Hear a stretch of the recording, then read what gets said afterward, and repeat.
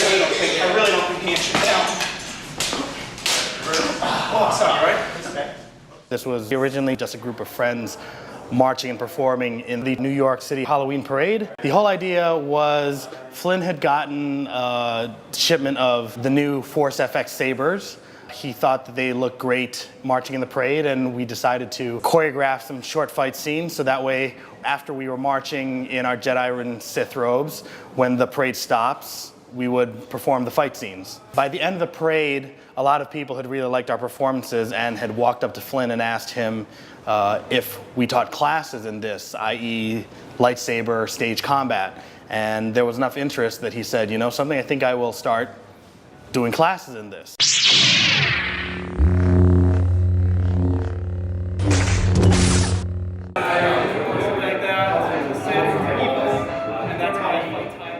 So I got involved with New York Jedi because of Halloween.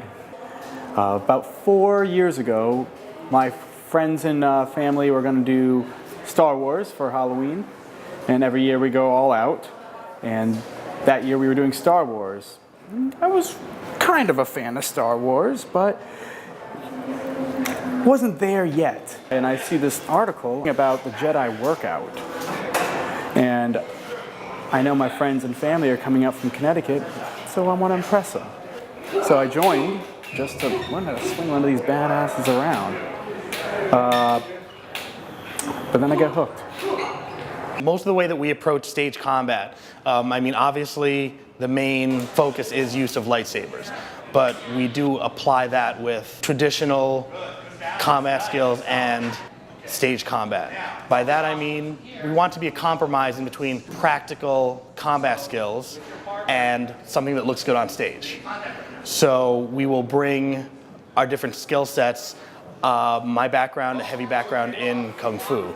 Some of the other guys have Taekwondo, some have Western fencing. Depending on the instructor, we bring different aspects so that way the students have as much exposure to different styles so they can develop their own.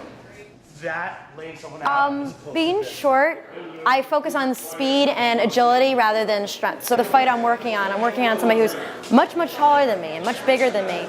So we're really playing on the whole idea of he's able to overpower me, but I'm faster than he is. And that really comes down to an interesting balance. A lot of people, like news media and stuff like that, have asked me, like, well, what do you do if you're really short? You know, are you able to fight as well? And the line I've always given is, you may be bigger than me, but if you step in my inner line, everything below your waist belongs to me now.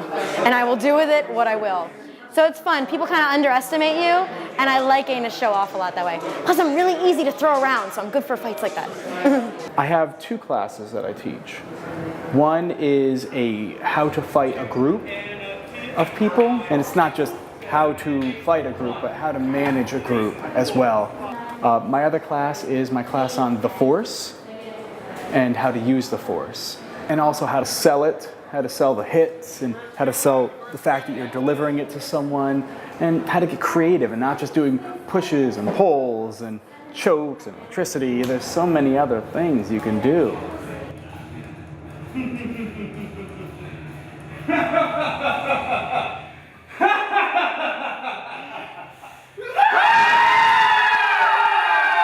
We have such psychic abilities as Jedi or as Sith. It's not just the fact that we can push you around. We have so many people with different backgrounds. Some students have thought, oh, you know something, I really like that style, and then they went on to a formal class in that style. But I wouldn't put us anywhere in martial combat. Certain skill sets do apply, but we're really about stage combat. As far as how you can defend yourself in everyday life, I feel much more confident. Matter of fact, a kid the other day, there was a fight happening between some of his friends, and friends getting assaulted, and he had his lightsaber, and he broke up the fight by clocking one of the guys in the face with it and saved his friends. So it can be used for sure. I would suggest pommel first though. If you really want to hurt someone, to be this side, not that.